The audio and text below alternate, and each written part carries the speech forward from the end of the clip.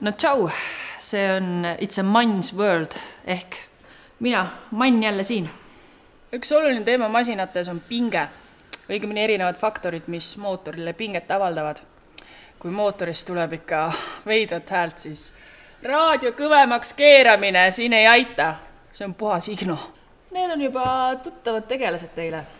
Siin on mootor, mis peab igapäevaselt taluma pidevat pinget.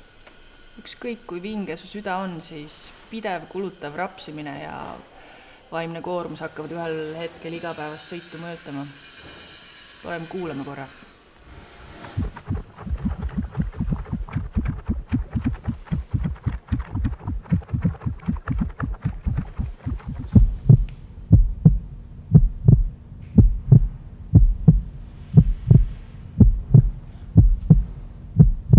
Mida ma selle masina omanikule soovitaksin?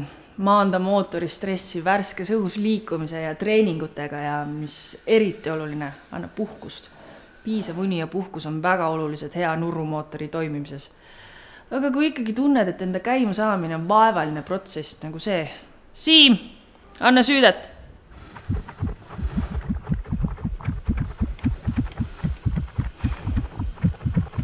No siis on vaja ikkagi midagi muuta enne, kui täielikult piireesse tõmbab. Aga aitäh, et läbi astusid ja vaata kogu Supermann soovitab listi liigun.ee. Davai.